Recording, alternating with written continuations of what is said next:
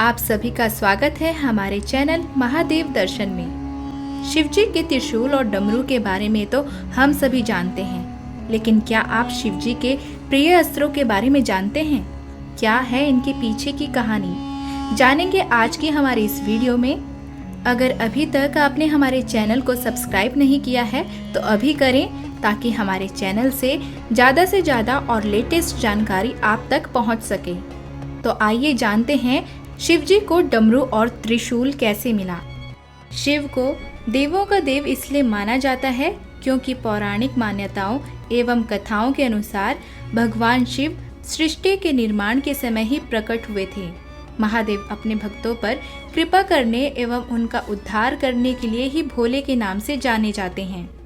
भगवान शिव को स्मरण करते ही एक साधारण वैरागी छवि का चित्रण आंखों में उभरता है।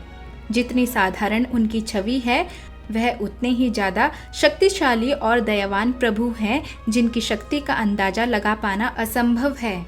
इसी छवि में उनके एक हाथ में त्रिशूल, वहीं दूसरे हाथ में डमरू, गले में सांप कुंठ लगाए हुए और माथे पर त्रिपुंड चंदन लगा हुआ है। प्रत्येक शिव मंदिर में भगवान शिव के पास ये चार चीजें हमेशा मिलती हैं। उनकी साधारण काया उनकी शक्तियों के बिल्कुल विपरीत है। एक तरफ भगवान शिव किसी दूसरे भगवान की तरह महलों में वास नहीं करते, वह पर्वत पर एक तपस्वी की तरह रहते हैं। उनके पास न कोई रथ है, न ही कोई दिखावे वाले पोशाक। तन पर एक बाघंबर और नंदी उनकी सवारी है। कई सवाल इसके साथ जुड़े हैं कि क्या भगवान शिव के साथ ही ये सब चीजें प्रकट हुई थी। इन सवालों का ये भी उत्तर हो सकता है कि समय के साथ और अलग अलग घटनाओं के साथ भगवान शिव के साथ ये सब जुड़ता चला गया हो। भगवान शिव के जटाओं में अर्ध चंद्रमा, सिर से निकलती गंगा आदि ऐसी कितनी बातें हैं, भगवान शिव को रहस्यमयी के साथ साथ असीमित शक्तियों वाला प्रभु बनाती हैं। आज हम यही बात करने वाले हैं कि शिव के पास डमरू और त्रिशूल कैसे आया। जैसा कि हम सब कथाओं में सुनते आए हैं कि महादेव सृष्टि के रचयिता हैं। माना जाता है कि जब संसार का आरंभ हुआ था, तब एक ब्रह्मनाद हुआ था और शिव की उत्पत्ति हुई। भगवान शिव अपने प्रत्येक अंग में असीमित शक्तियों का भंडार लिए बैठे हैं। भगवान शिव विविध तरह के शास्त्रों और शास्त्रों के ज्ञाता हैं। भगवान शिव को सभी देवों में सर्वश्रेष्ठ माना गया है। इसके बहुत से कारण हैं, जिनमें से एक कारण ये भी है कि उन्हें सभी प्रकार के अस्त्रों और शस्त्रों का हमेशा से ज्ञान रहा है। पौराणिक कथाओं के अनुसार त्रिशूल और धनुष का अधिक प्रयोग दिखता है। मान्यता है कि भगवान शिव ने अपने धनुष का आविष्कार खुद किया था। पौराणिक कथाओं की माने तो भगवान भोलेनाथ के धनुष का निर्माण ऋषि दधीची की अस्थियों से हुआ है। इस धनुष का नाम पिनाक है।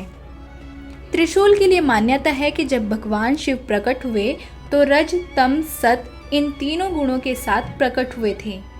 यही तीनों गुण भगवान शिव के तीन शूल यानी कि त्रिशूल बने।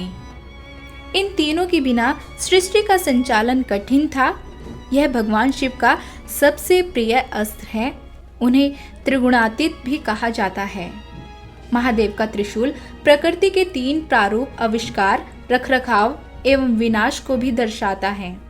यही नहीं, यह तीनों काल, भूत, वर्तमान एवं भविष्य का भी परिचायक है। इसलिए माना जाता है कि भगवान शिव ने इन तीनों को अपने हाथ में धारण किया। त्रिशूल से शिवजी ने शंखचूर का वध किया था। इसी से गणेश जी का सिर अलग कर दिया था और वाराह अवतार में मोह के जाल में फंसे विष्णु जी का मोह भंग कर बैकुंठ जाने के लिए विवश किया था। अगर बात करें डमरू की, तो सृष्टि के आरंभ में जब देवी सरस्वती प्रकट हुई, तब देवी ने अपनी वीणा के स्वर से ध्वनि को जन्म दिया, परंतु यह ध्वनि सुर और संगीत विहीन थी। तभी भगवान शिव ने नृत्य करते हुए 14 बार डमरू बजाए और इस ध्वनि से व्याकरण और संगीत के ताल का जन्म हुआ। कहते हैं कि डमरू ब्रह्म का स्वरूप है, जो दूर से ही नजर आता है, लेकिन जैसे जैसे ब्रह्म के करीब पहुंचते हैं, वह संकुचित होकर दूसरे सिरे से मिल जाता है और फिर विशालता की ओर बढ़ता है। पृथ्वी पर संतुलन के लिए इसे भी भगवान शिव अपने साथ लेकर प्रकट हुए थे। भगवान शिव जी को संहारकर्ता और तारणहार के रूप में वेदों और पुराणों में बताया गया है, लेकिन शिव का नटराज रूप इसके विपरीत है। जब देवों के देव महादेव प्रसन्न होते हैं और नृत्य करते हैं, उस समय शिव के हाथों में एक वाद्य यंत्र होता है जिसे डमरू कहते हैं। इसका आकार रेत घड़ी जैसा है जो दिन रात और समय के संतुलन का प्रतीक है। शिव भी इसी तरह के हैं। इनका एक स्वरूप वैरागी का है तो दूसरा भोगी का है, जो नृत्य करता है और परिवार के साथ जीता है। इसलिए शिव के लिए डमरू ही सबसे उचित वाद्य यंत्र है।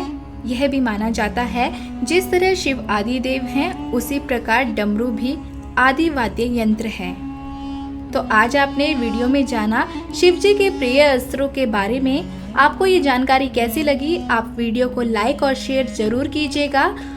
हमें कमेंट्स बॉक्स में भी ज़रूर बताइएगा आपको ये वीडियो कैसी लगी। साथ ही हर हर महादेव भी ज़रूर लिखिएगा।